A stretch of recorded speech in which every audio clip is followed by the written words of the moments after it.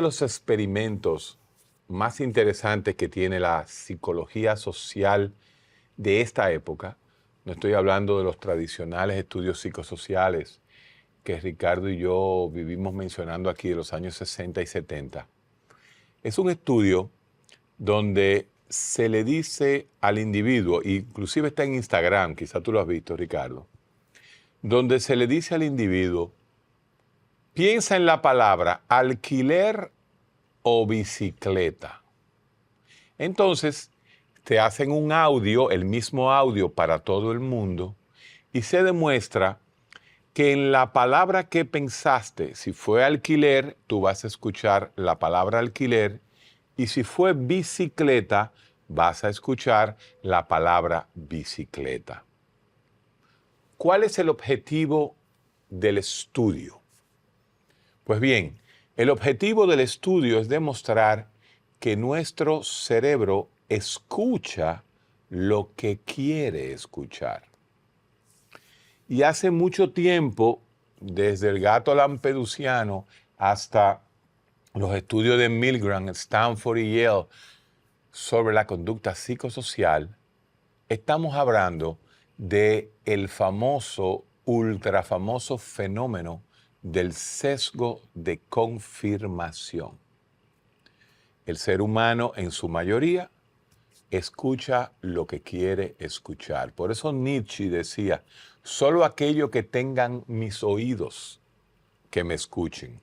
Eran los oídos, obviamente, del hombre libre, del hombre que interpreta, no que ve la realidad, sino que la interpreta. Pues muy bueno es este estudio para caer, Ricardo Nieves, en lo que fue el debate presidencial norteamericano del pasado martes, en donde realmente usted conoce a alguien que luego del debate cambió de opinión.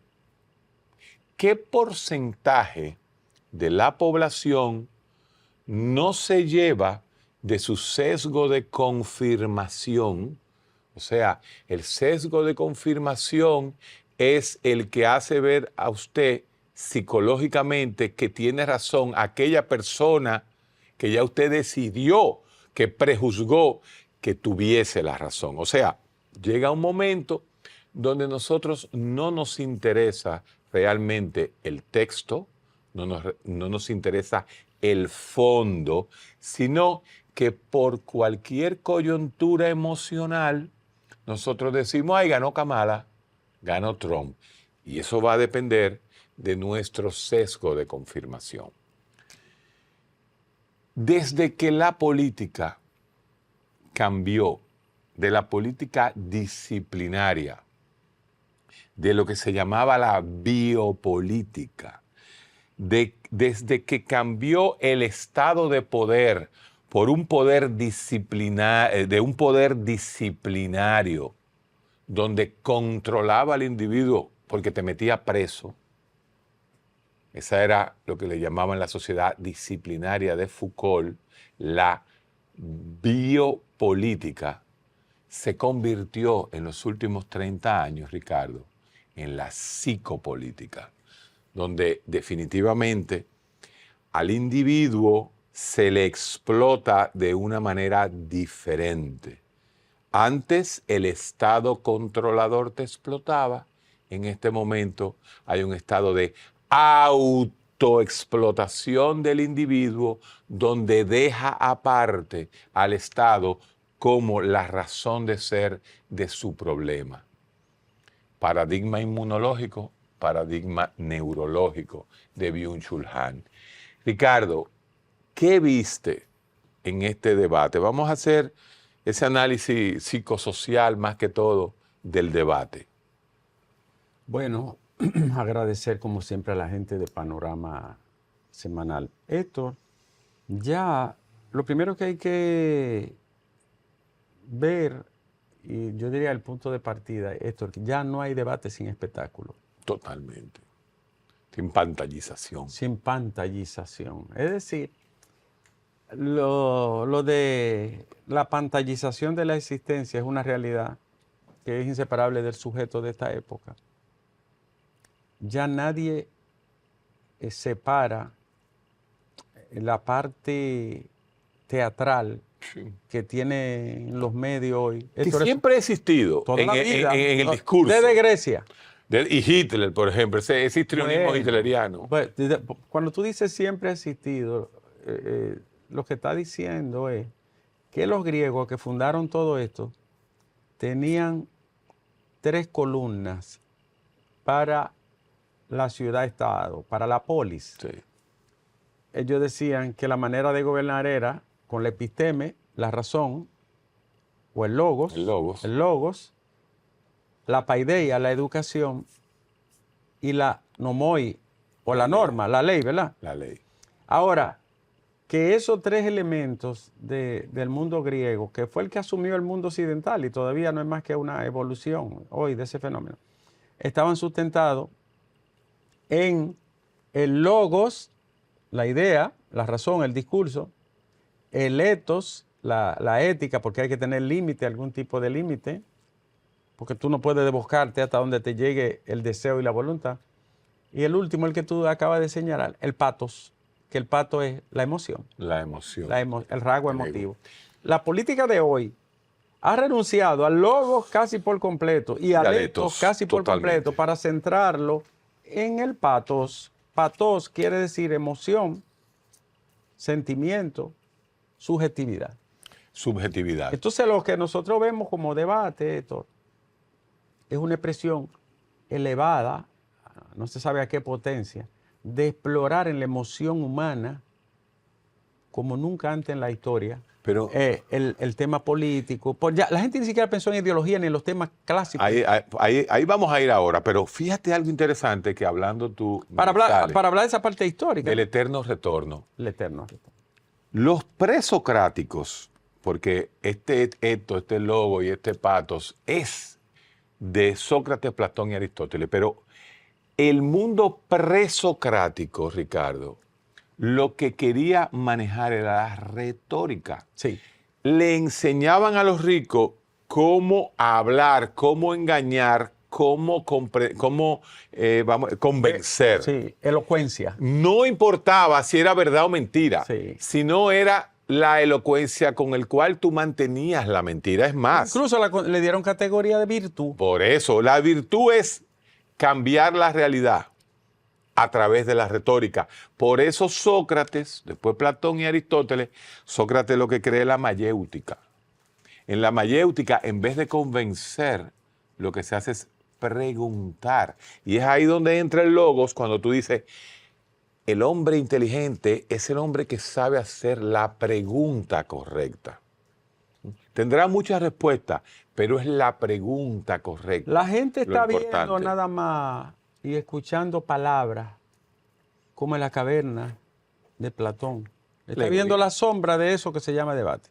La alegoría de Platón sigue siendo el concepto filosófico más importante de la historia de la humanidad. Y es todo percepción psicológica. Bueno, porque de ahí se desprende exactamente todo el espectro, ¿no?, del estudio de la conducta humana, de la percepción, de la experiencia, de la razón, de la manipulación, como tú lo dices, ¿no? Y una de las cosas importantes que dijo Nietzsche, de la interpretación. Entonces, qué bueno que tú lo tocas por esa parte y nos vamos y hablamos brevemente del fenómeno histórico, porque el poder ha tenido ese comportamiento siempre. Los griegos lo fundaron, los romanos lo asumieron cuando los romanos se meten en el año 149 en Grecia, a invadirlo. Y los que terminan conquistados. Invadidos. Los que terminan invadidos. Intelectualmente. Claro, son los romanos. Entonces esa mezcla greco-latina, eso es el mundo occidental, junto con la religión.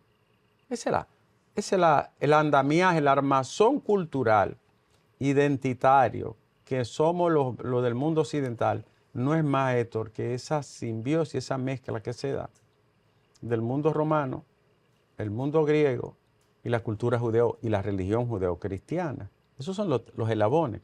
Ahora, ¿por qué hoy se privilegia tanto se resalta tanto, en demasía, desmesuradamente, el patos, es decir, la emoción, lo sentimental, explorando a la gente la ira, el fanatismo y todo eso. ¿Por qué se le da tanta cabida a eso y no a la razón y a la ética?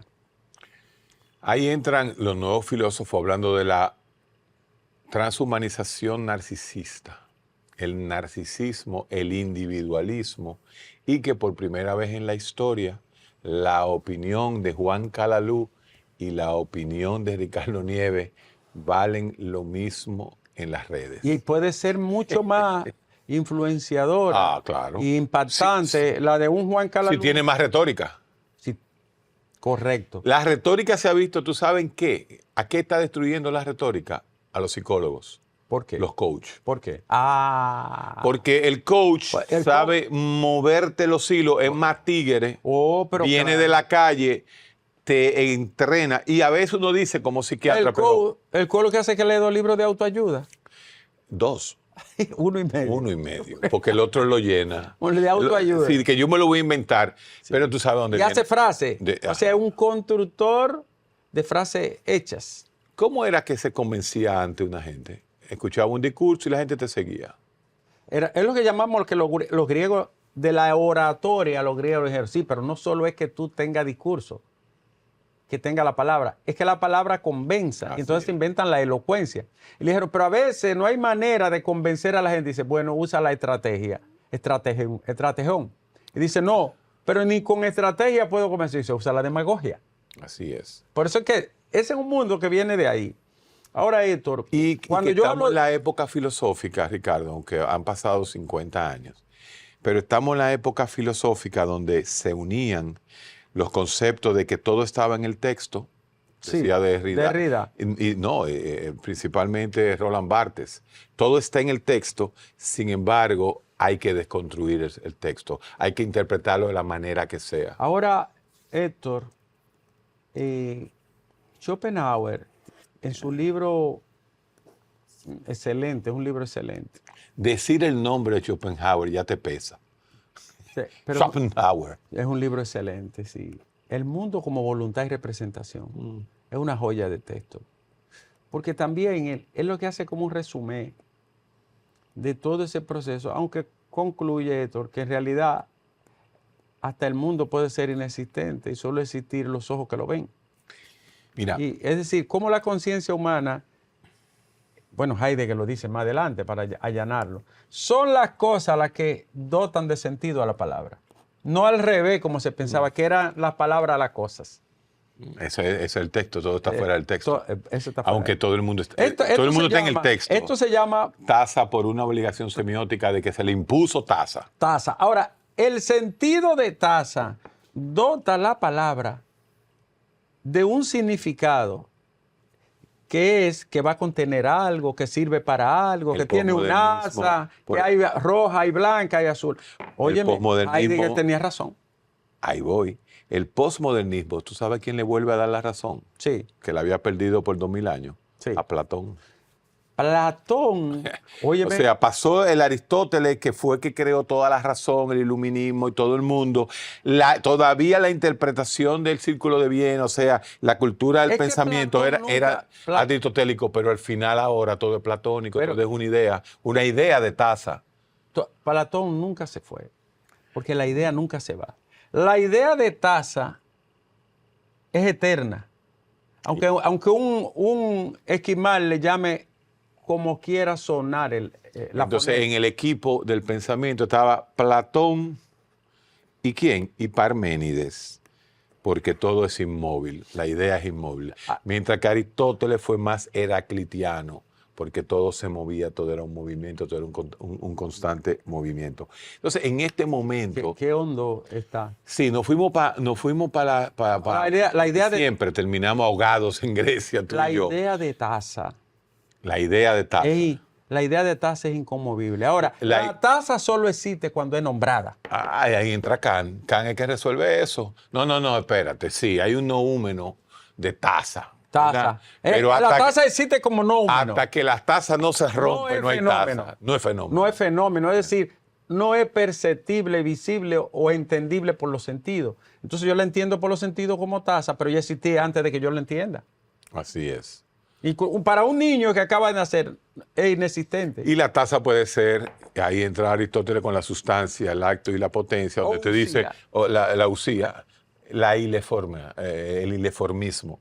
Te dice, bueno, ¿esta taza es de qué? Esta es redonda. No, esta es de vaina. ¿Cómo se llama esto? Formica, ¿no? ¿Qué es formica? Esto es porcelana. Porcelana. No, cerámica, que es lo barato. Esta es una vaina de esta es de porcelana. Este es de porcelana. Sí. ¿Tú crees que Cuabacé sea algo en porcelana? Es por eso, porque es de Cuabacé de porcelana. Entonces, la taza o el reloj o el teléfono es un objeto que adquiere existencia cuando es nombrado.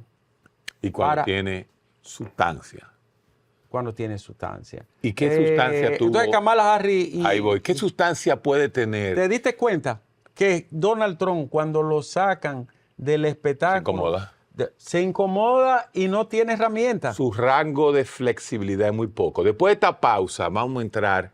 Me importa un carajo quién ganó, me importa el fenómeno. Y nosotros vamos a tratar de hacer, como decía Husserl, un estudio fenomenológico sin dejar de caer, tanto Ricardo como yo, en un efecto Dunning-Kruger que lo explicaremos en la próxima sesión.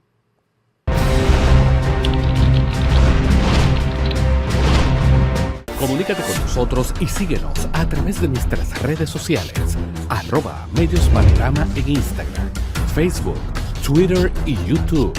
Escríbenos a nuestro correo electrónico noticias@mediospanorama.com o llámanos al 809-475-2525. Somos